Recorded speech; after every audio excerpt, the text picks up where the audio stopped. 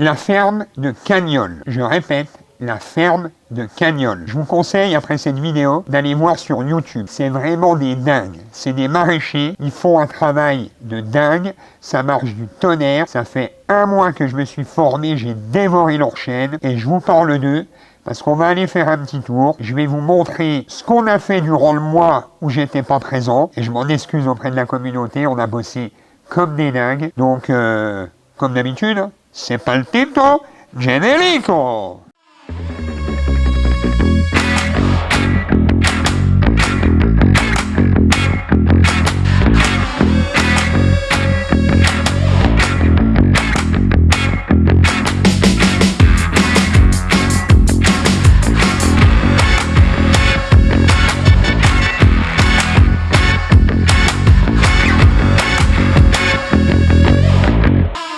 Salut mes petits poussins, moi c'est Thibaut de la chaîne Rural Boost. Je suis éleveur de volailles et maraîcher depuis plus de 12 ans. J'ai aidé plusieurs personnes à démarrer leur élevage de volailles et à obtenir un jardin productif. Aujourd'hui, on va traiter 2 sujets en un. On va parler de la ferme de Cagnols. Comme je vous l'ai dit avant, je vous conseille d'aller faire un tour sur leur chaîne YouTube. Le mec, c'est un dingue. Ils ont une façon de travailler. Voilà, c'est un peu à l'ancienne et en même temps, c'est hyper moderne. Je vous laisse découvrir. Nous, on a appris énormément d'eux. On a mis en place plusieurs choses qu'eux ont mis en place. Et donc, on verra à la fin de l'été les résultats. On comparera avec nos récoltes de l'année passée. Et en deuxième, on va aller faire le tour. Parce qu'en 1 mois, il s'est passé beaucoup de choses. Je me réexcuse auprès de vous. Beaucoup m'ont dit, bah alors Thibaut, qu'est-ce que tu fais? On ne voit plus. On a bossé comme des malades, du 15 heures par jour. Je vous fais découvrir tout ça. Comme d'hab, on prend la Porsche 911 et on fait le tour. C'est pas le Tito, on y va les bébés. Voici la Porsche 911. Comme d'habitude, elle est toujours là. On a enlevé le rotovator et on a investi dans une buteuse sarcleuse. Ça va nous permettre de désherber parce qu'on est souvent envahi d'herbe. On met aucun produit chimique, donc on se retrouve avec de l'herbe à gogo, on perd un temps monstre. Donc on va pouvoir sarcler entre les rangs et ça va nous permettre également de lutter. Donc c'est parti, on démarre le bébé et on y va. On respecte le stop, hein, évidemment. On passe devant notre magasin, la Coussoyotte, et devant notre restaurant avec les copains. Tranquille, c'est la fête du slip. Dites bonjour à la famille. Et... on attend ta tournée. Oh là là, ils attendent la tournée. Allez, bisous.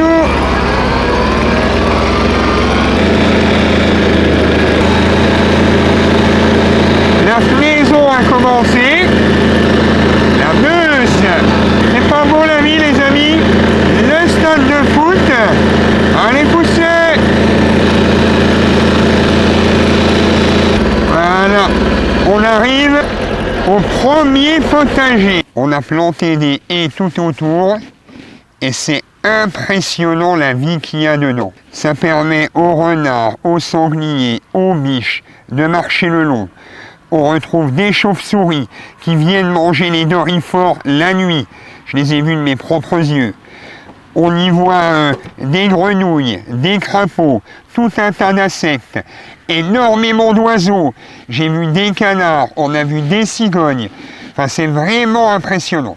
On va essayer de ne pas faire de bruit. En plus, la cigogne est là. Je vais essayer de vous la montrer. Elle est dans le tas de fumier, en train de gratter. Une cigogne qui s'est sédentarisée. Avec le changement climatique, elles n'ont plus besoin de migrer. Hein. C'est quand même un vrai problème. Allez, elles s'envolent.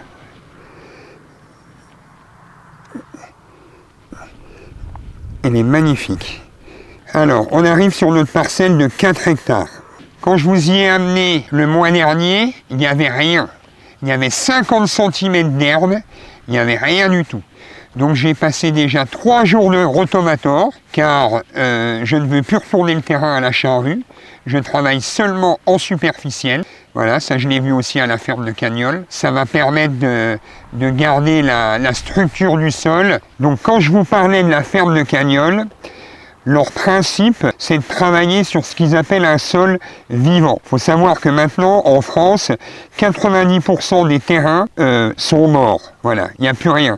C'est plus que de la terre, c'est plus qu'un substrat avec rien dedans. Et la majorité des agriculteurs apportent, par le biais de produits chimiques ou pas hein, d'ailleurs, apportent à manger aux plantes qu'ils vont mettre dedans. Le but de la ferme de Camiolle, c'est d'apporter énormément de matière organique, de poser pour la majeure partie du temps une bâche dessus qui va faire crever toute la mauvaise herbe et après soit d'enlever la bâche et de planter différentes bandes ou alors de planter directement dans la bâche. Alors là vous voyez, on l'a fait pour les potimarrons, on a 1000 mètres carrés de bâche. Vous allez me dire c'est pas trop écologique, mais en réalité c'est des vieilles bâches usagées, des agriculteurs qui mettent sur le silo pour l'ensilage et voilà. Et donc nous on va les utiliser et on y a planté entre 1000 et 1500 pieds de potiron, potimarron, pastèque, melon. Vous voyez là, un beau pied de pastèque.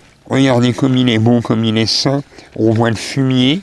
On a mis énormément de fumier, énormément de terreau. On a mis la bâche. On a laissé chauffer le sol, puisque ça permet également que le sol se réchauffe.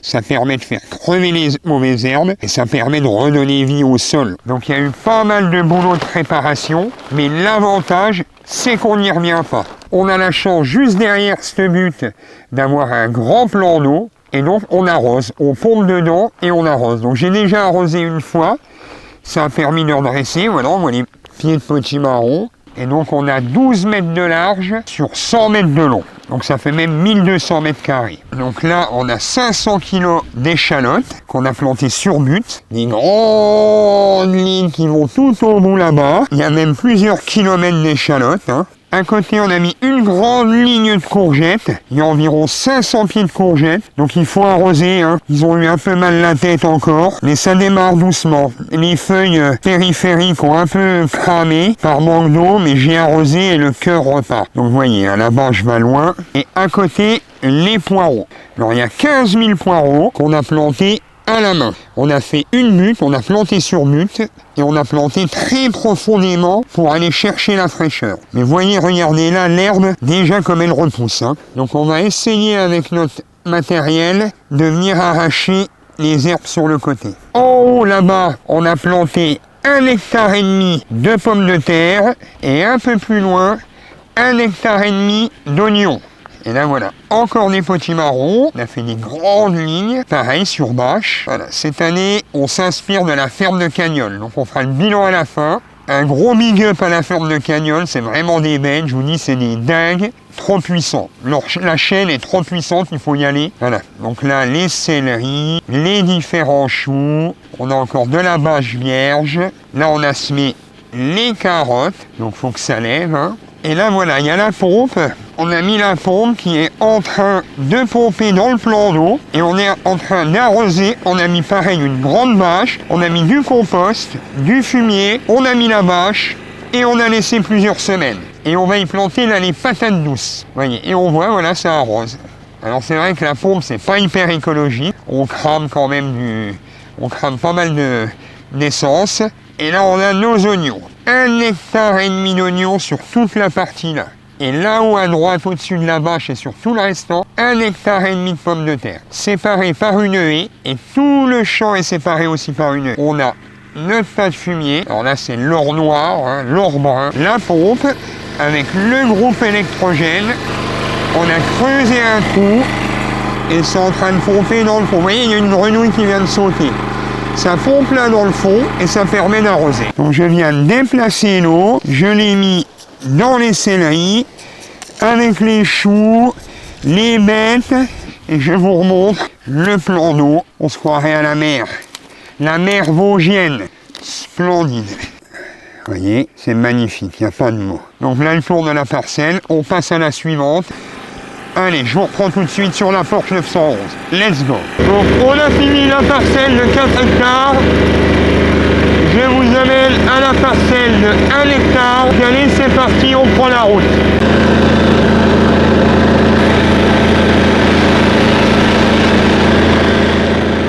On vient d'arriver à la deuxième parcelle. Je vous montre. Il y a même un peu plus d'1 hectare. Je ne sais pas si vous vous souvenez dans la vidéo sur les ailles. Donc, voilà les ailles comme elles ont poussé. Il y a un mois, c'était des aillettes. Là, le bulbe est en train de se former. J'ai passé un petit coup de cet outil qui permet de sarcler. Et regardez, on voit bien, ça a bien aéré le sol. Ça a enlevé un maximum d'herbe. Et là, on a des ailles vraiment en bonne santé. Alors, on est sur une terre qui jusqu'à maintenant est pas exceptionnelle. Donc, on a là nos ailles, à côté nos fraises. Les fraises, il y a 2000 pieds. C'est les fraises qu'on avait plantées au mois d'août. Elles étaient cramées. Il n'y avait quasiment plus rien. J'étais prêt à retourner le sol. Et quand on regarde sur la vidéo d'il y a un mois, il n'y a quasiment plus rien. Et suite à justement une vidéo que j'ai regardée sur la ferme de Cagnol, on les a bichonnés. On a remis du compost. On a gratté le sol. On a enlevé les mauvaises herbes. On a pulvérisé du purin d'ortie. On a mis un voile pour les protéger du froid. Et regardez, les pieds sont magnifiques. Ils ont repris de la vigueur. Il y a un vert profond et les fraises commencent à apparaître. Alors la variété, on a de la Syrafine et de la Mara des Bois. C'est des variétés remontantes. Donc je pense que pour l'été, si on arrose bien, on aura de belles fraises. Belles fraises qui apparaissent. Donc voyez, on peut voir la terre. Il y avait eu énormément d'eau. Ça a séché en surface. Ça a fait des mottes. C'est impossible à travailler. On voit que c'est vraiment argilo-calcaire. Donc on a un réel manque de matière organique. Donc on va y remédier. Cette vidéo, c'est grâce à mes clients de la ruche Kiniwi, que je remercie du fond du cœur, qui hier m'ont poussé à refaire une vidéo. Je vous remercie vraiment et je vous embrasse. Tous les clients de la ruche Kiniwi, il faut continuer à nous soutenir parce que c'est compliqué, on est dans une période compliquée pour tous les producteurs. Je sais que même pour vous, c'est pas facile, mais il faut tenir le choc et il faut continuer à nous soutenir, s'il vous plaît. Allez, on continue. On passe aux asperges. Donc il n'y en a pas des tonnes, mais quand on ramasse et quand on les coupe, eh ben, à la fin, ça nous fait quelques kilos, hein, quand même. Regardez-moi ça. Voilà. Voilà. Là, on a des belles asperges, bien grosses, bien blanches, bien belles, qui sont bonnes à couper.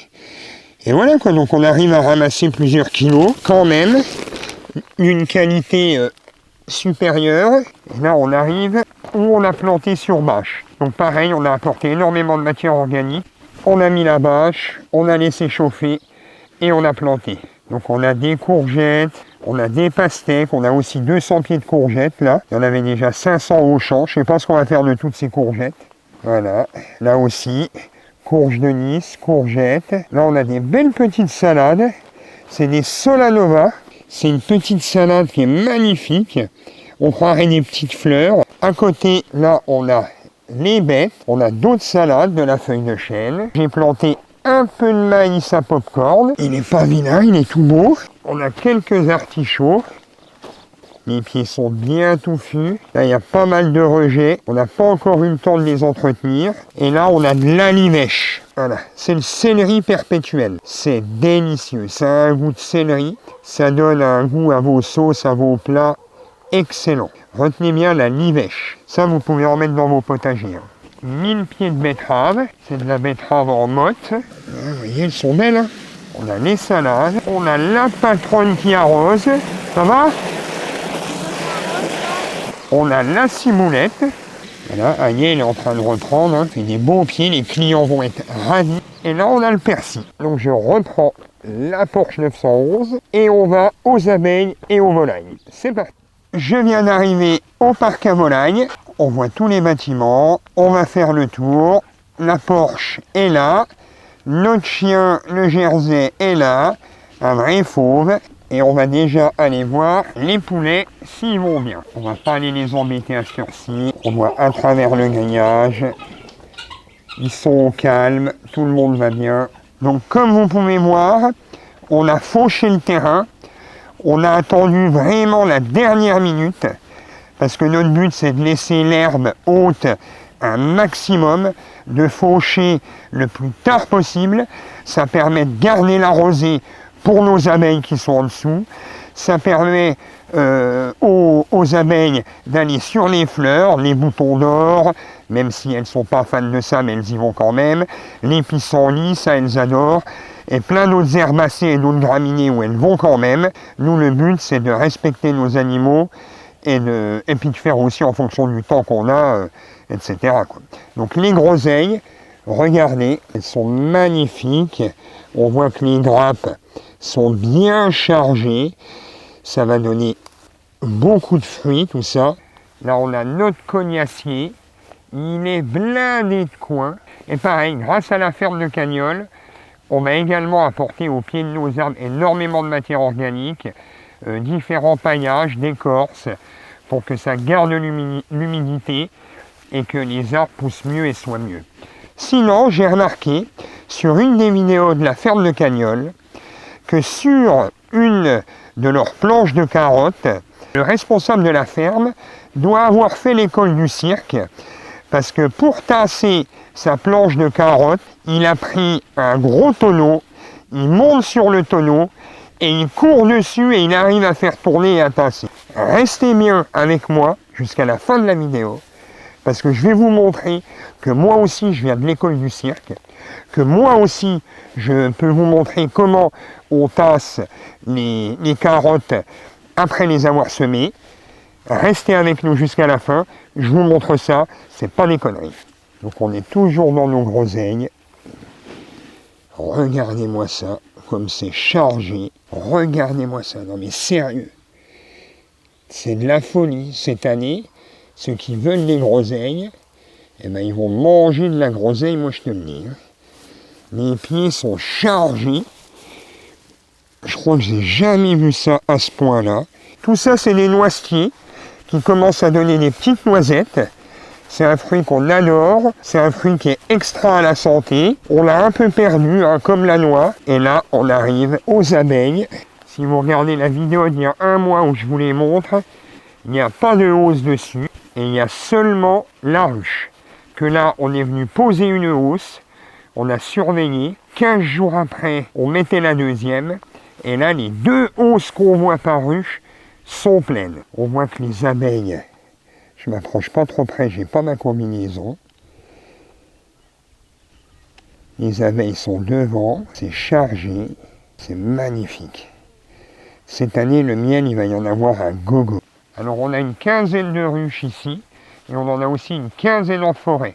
Alors, en forêt, c'est un peu moins productif, mais je trouve que la qualité est meilleure. Le Massey Ferguson, je n'ai besoin de personne en Massey Ferguson. J'ai failli me tuer dans un trou. Ça, c'est une bête de course. Elle est plus vieille que vous et moi. Donc, on a fait le tour de cette parcelle. Les volailles vont bien. On va jeter un coup d'œil aux poussins. Voilà. Les poussins vont bien. Donc, on va les laisser se reposer. Bonne nuit. Donc, je viens d'arriver à la dernière parcelle où on a les 2 cabanes de poules pondeuses. Je vais vous montrer la première cabane avec les 150 legornes qu'on vient de recevoir. C'est une poule hyper sauvage.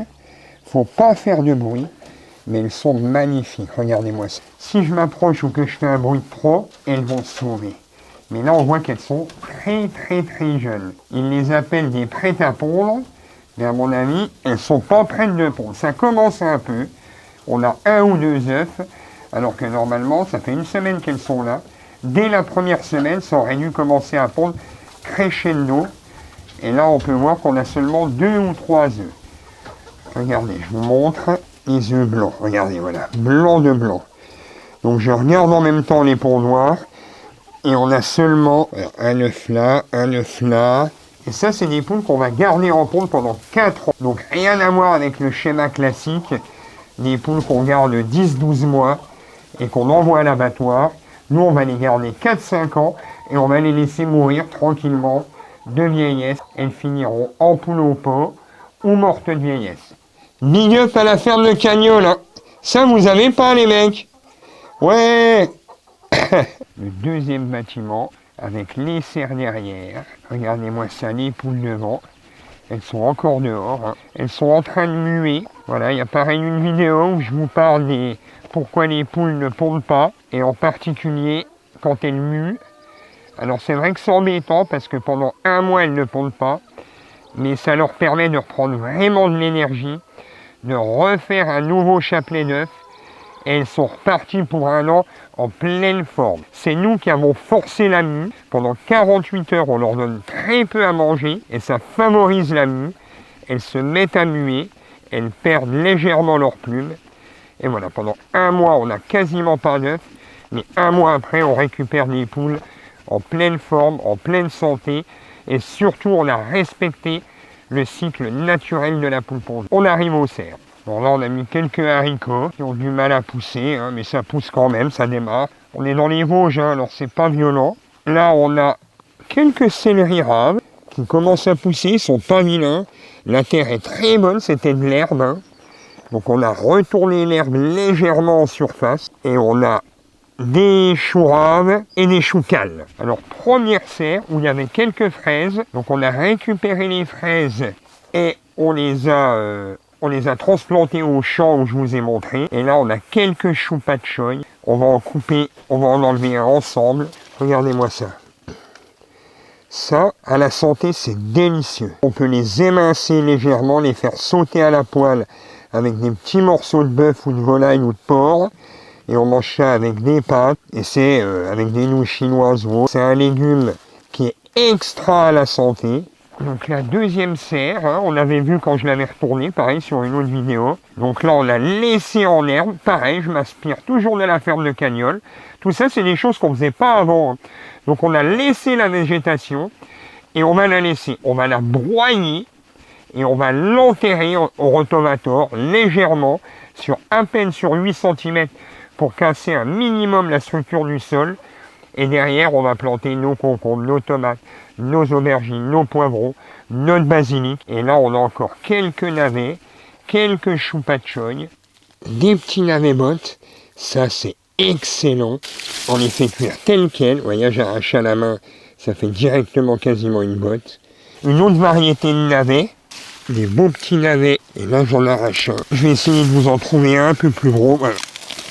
Alors, en voilà qui est magnifique, regardez. Là, on a du beau navet, ils sont magnifiques. Ça, pareil, ça fait des superbes mottes. Et à planter, là, il y a encore des tomates qui attendent. Là, elles ont besoin, elles commencent à avoir faim. Il y a encore quelques céleris qu'on n'a pas plantés. Des piments forts du Mexique, là, pareil, inspirés de la ferme de Cagnols. Cette année, je vous dis, je vous en parle. Je vais vous embêter beaucoup avec la ferme de Cagnols. On va aussi utiliser pas mal de paille pour pailler notre sol, de la paille, du foin. Voilà. Là, on a aussi beaucoup de citronnelle. Ça vient pas de la ferme de Cagnols. Ça, c'est excellent à la santé. On en fait du sirop, on le vend comme ça. C'est une plante vivace qui a besoin de chaleur. Alors là, c'est la première serre dont je me suis inspiré de la ferme de Cagnols, encore, je me répète. Hein. On a mis énormément de compost. On est venu bâcher. On a des salades, j'en ai puisé une, 1,2 kg. Elles sont énormes. Je vais vous montrer, je vais en sortir une. Regardez-moi la taille de la salade. Celle-là, je suis sûr qu'elle fait même plus d'1,2 kg. Elles sont excellentes. Aucun produit phyto, aucun engrais chimique, que du compost. On a de la feuille de chêne verte. Regardez la preuve qu'on travaille au naturel. Vive les limaces, hein, je les mange. C'est de la protéine en barre. Vous les faites revenir à la poêle avec un peu de beurre, vous les faites bien griller, que ce soit croquant à l'extérieur et fondant. Je vous promets que la limace, c'est délicieux. Et regardez-moi, je vous parle sérieusement. Je mange de la limace, et vous aussi, vous devriez manger de la limace. Non, je déconne, c'est des conneries. On passe à la dernière serre. C'est la plus grande, hein, elle fait 40-45 mètres de long, sur 10 ou 12 de large. Voilà, donc pareil, hein, même combat, compost, terreau, fumier, bâche plastique, tout est planté. Les tomates, alors hein, elles sont plantées d'hier, hein, donc là il faut le temps que ça reprenne. Hein. Au milieu, on a mis les concombres, on a tout de suite attaché. Alors nous, on utilise un système de clips, on accroche après le tuyau de goutte à goutte la ficelle, et on met un petit clips. Ça permet de relever un petit peu le tuyau de goutte à goutte, et on a remarqué qu'ils se bouchaient beaucoup moins. Et de chaque côté, on va y mettre du basilic, et de l'autre côté, on a déjà mis quelques courgettes. Comment c'est magnifique, on a des belles fleurs, les fruits commencent à apparaître. Régulièrement, on voit des abeilles, des insectes, donc ça veut dire que ça pollinise bien. C'est aussi pour ça qu'on a mis des abeilles. Donc ensemble, on a fait le tour de la ferme. Vous avez pu voir en un mois le boulot qui a été abattu. On le fait pour nos clients, on le fait aussi pour nous, parce qu'on aime ça, on aime notre métier. Mais voilà quoi, on a été fatigué, c'est pour ça que j'ai pas fait de vidéo. Mais là je suis prêt, on revient en force. Et là je vais vous montrer la dernière chose. Vous allez halluciner. C'est comment je fais pour tasser les carottes. Regardez la vidéo de la ferme de Cagnol. Il monte comme un équilibriste sur le tonneau et il avance en faisant rouler le tonneau. Moi, j'ai une autre méthode. Imaginons qu'on ait semé des carottes. Moi, je vais vous montrer ma technique. Il faut que je puisse poser la caméra. Vous voyez là, quand je veux tasser les carottes, je m'éloigne un petit peu. Voilà, donc je suis loin, hein. C'est fait exprès. J'espère que vous m'entendez bien. Donc je sème les carottes et moi, j'ai pas besoin de tonneau. Parce que le tonneau, c'est moi. Regardez la technique de professionnel. Ça, c'est le bonus. C'est pour vous. C'est cadeau. Une première en France. Comment tasser les carottes une fois qu'on les a semées. Regardez. Vous allez halluciner. On s'allonge tout droit. Et on fait la roulette. Oh là là. Oh, le professionnel. Voilà. Et la tête qui tourne. Et voilà. Donc vous avez vu, j'espère, comment je tasse les carottes. Ça, la ferme de Cagnol, elle sait pas faire. J'espère vraiment que la vidéo t'a plu. Je sais, en un mois, j'ai perdu encore plusieurs neurones. Mon petit poussin, tu sais que je t'ai au fond de mon cœur. Abonne-toi, mets un commentaire. Il faut qu'on communique tous ensemble. Posez-moi les questions que vous voulez. Faites évoluer la chaîne. Moi, je vous dis à bientôt. Je vous aime tous. I love you, baby. Et je vous dis à bientôt pour de prochaines aventures. Ciao, baby. I love you. Yeah.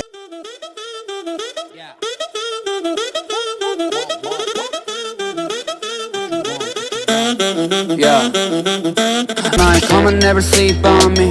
I some change so you know I go get it. What you looking at? Food 너의 눈 흐리멍텅했고 find your comfort from another yeah. I go low like undercover yeah. Wanna know my name 죽지 않은 일은 위에 부어버려 기름 yes. You can even guess me cause I'm baby